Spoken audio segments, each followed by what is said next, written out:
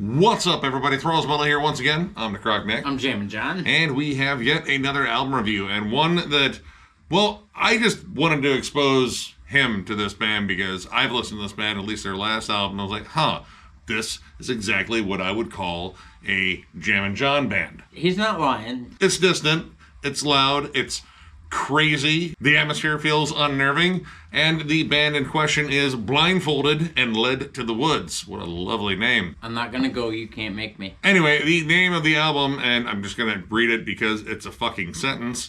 The hardest thing about being God is that no one believes me, and I'm pretty sure that's true to some extent.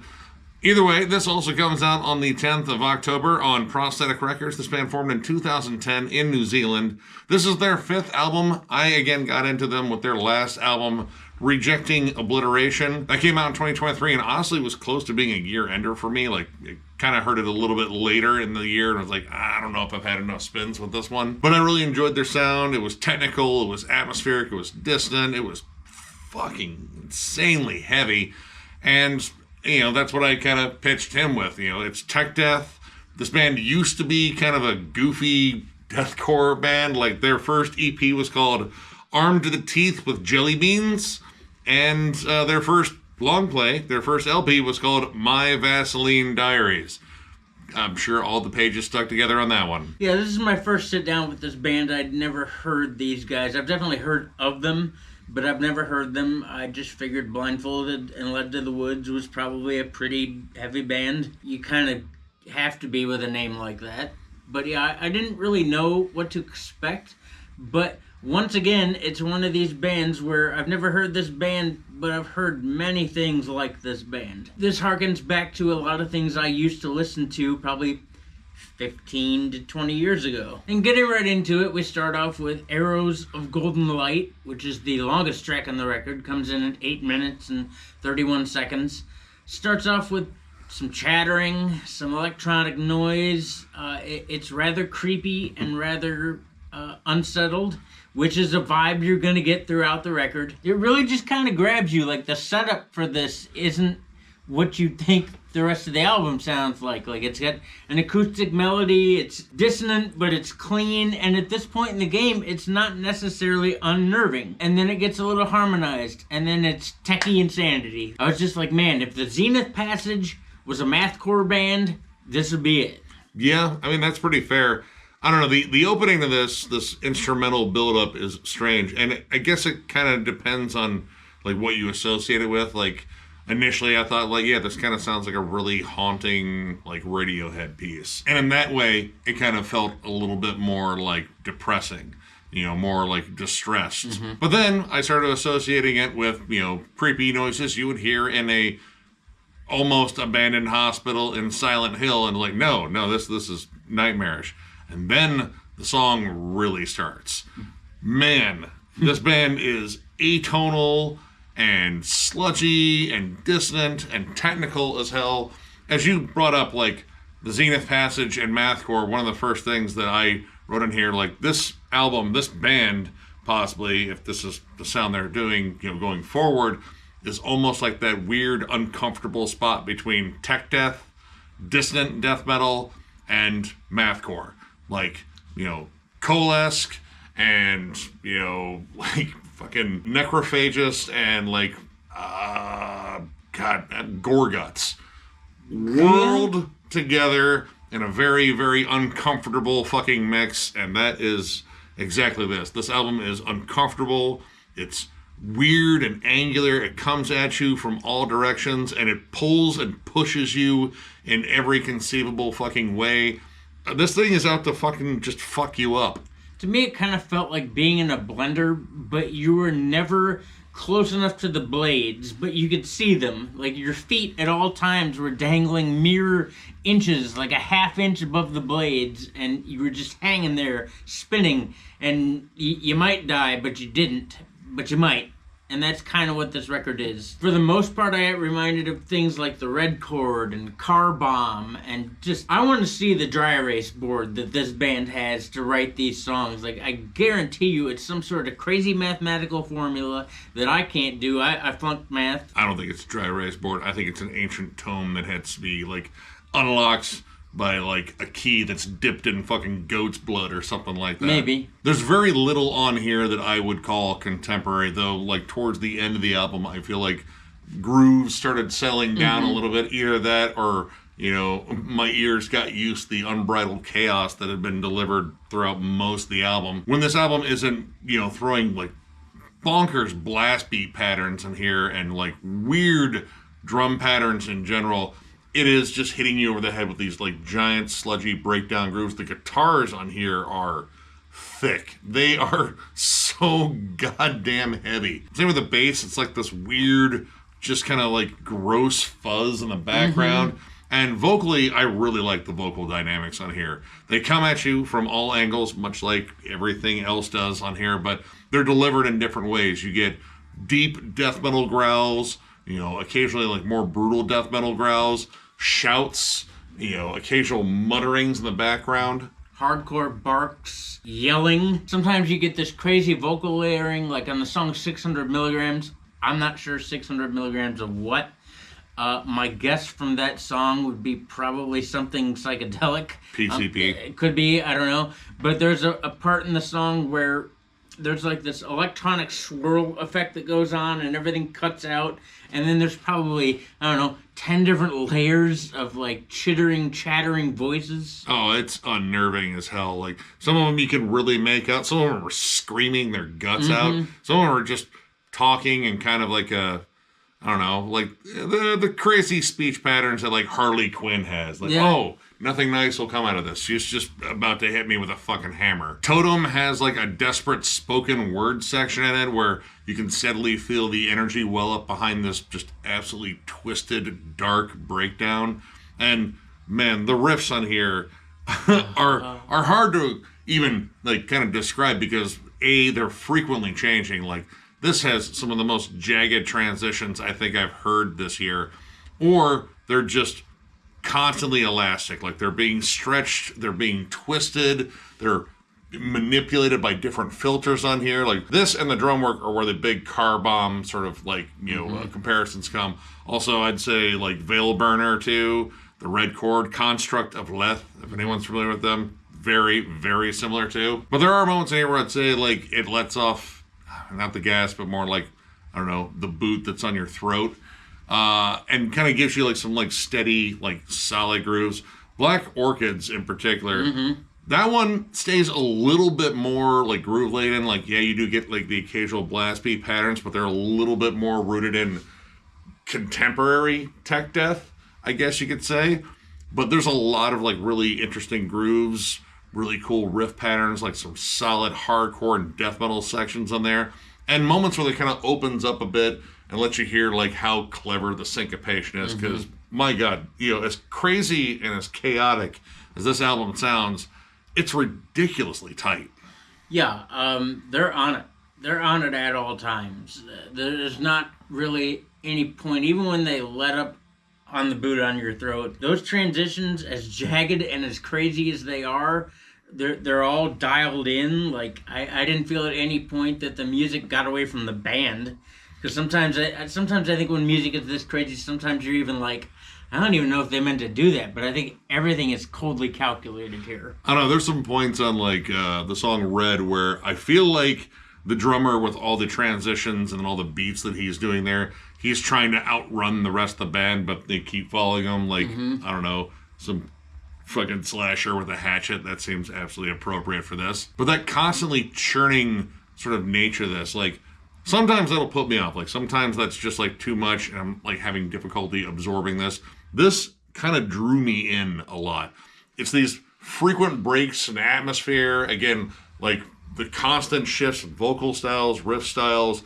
The drum work on here is something to truly fucking marvel at. But I felt like constantly pulled into this weird maelstrom that is this album. And this is way different than the last one. Like, there's definitely some overlapping elements in terms of like breakdowns and heaviness, but in terms of like song construction, this pushed really far into, I mean, I would say like avant-garde, Oh, very much so. Like, you know how tough it is to follow Imperial Triumphant records sometimes? Like, it's kind of in that same vein where you're just like, I don't know what's happening, but what I do know is that it's happening to me, and it's particularly gnarly. I will say that a majority of the riffs on here are things that I really enjoy. Big atonal chugs, very, again, elastic, swirling, just in your face, downright down-tuned heaviness. Those are all things that spoke to me. Like, dude, from Black Organs on through the rest of the record, it is particularly savage. There are moments where it does,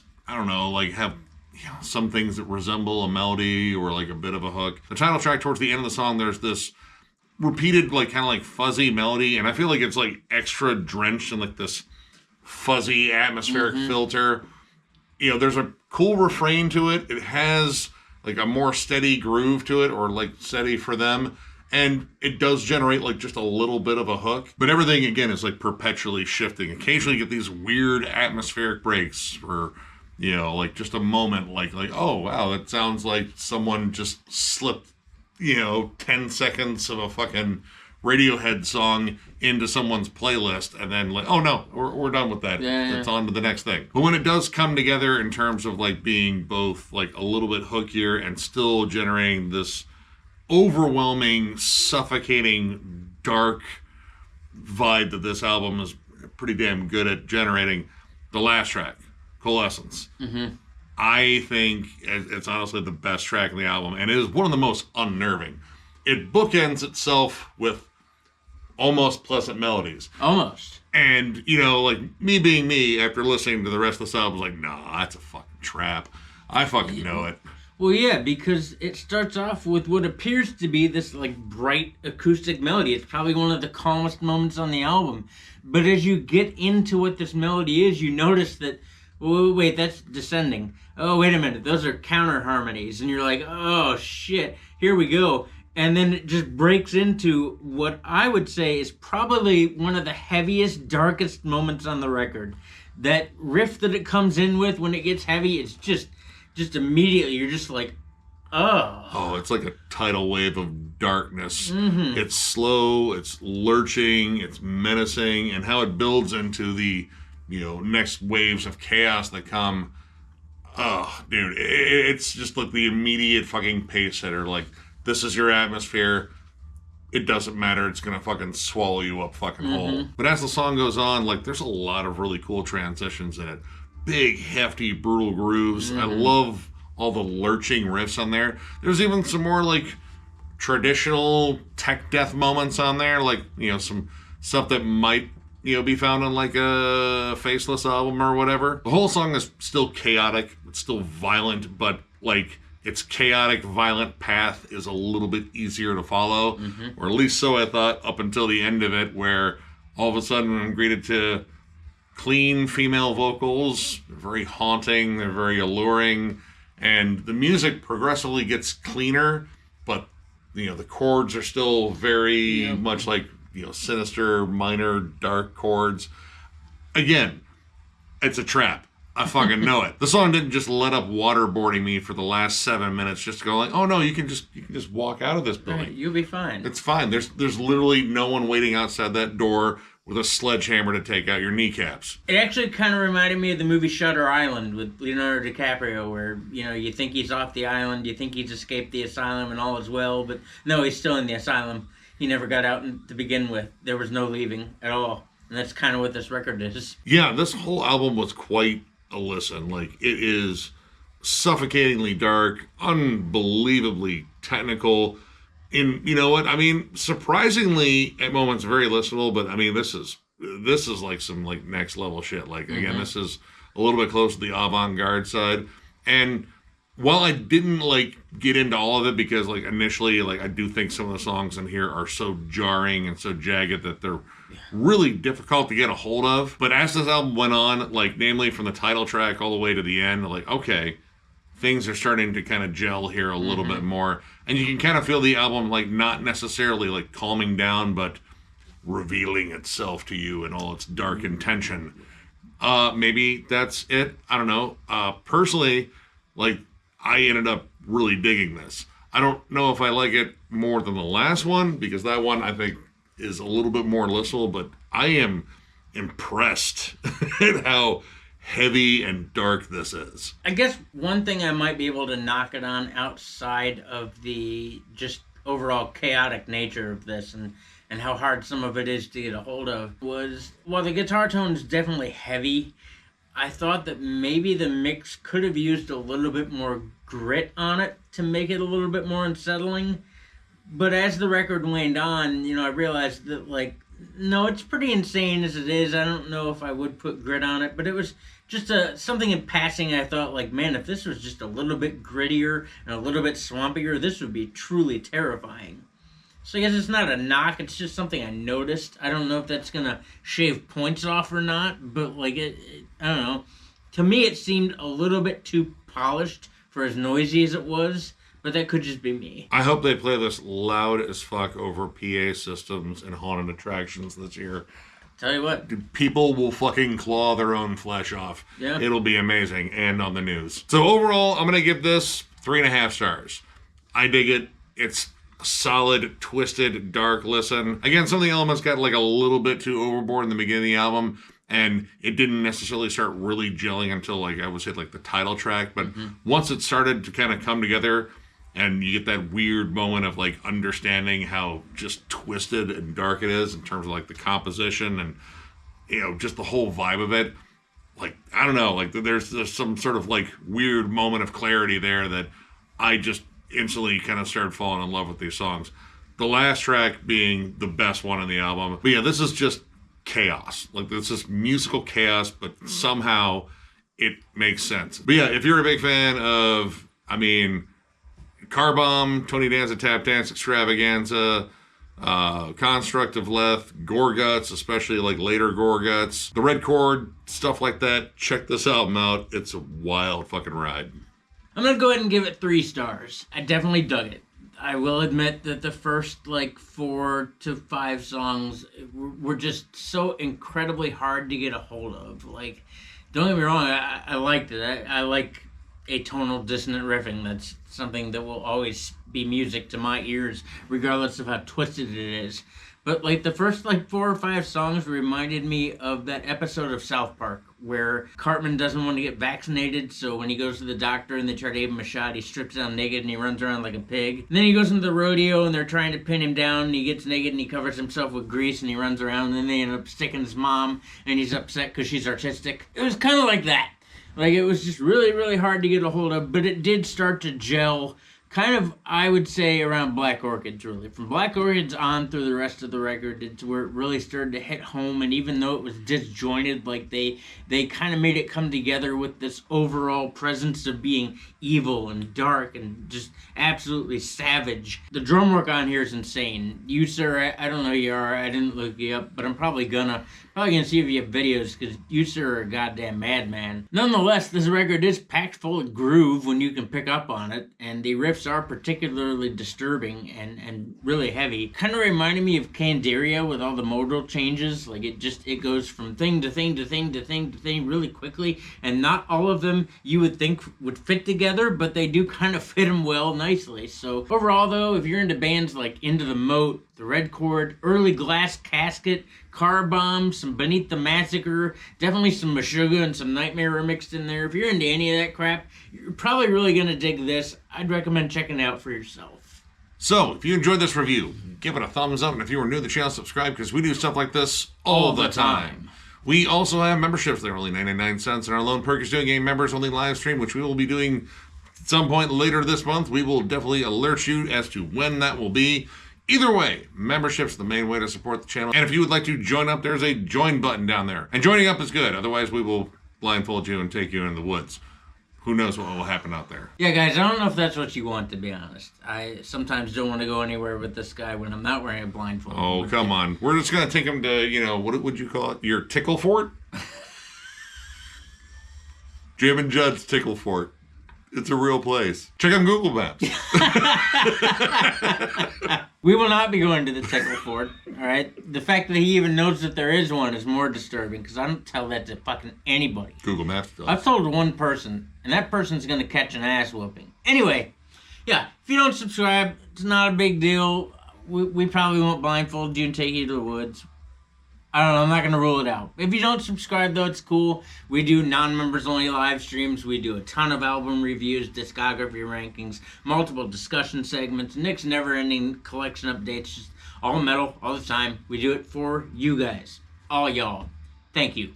Thank you for being a part of this channel. We couldn't do this without you. It means the world to us that you're here. It means the world to us that our numbers keep climbing, because it doesn't make any sense to me how we have 22,000 and some change followers, but we do. We couldn't do it without you. Thank you. Yeah, you guys absolutely rule. Tons of content coming your way, so one more big thank you because you guys are awesome, and we will catch you later.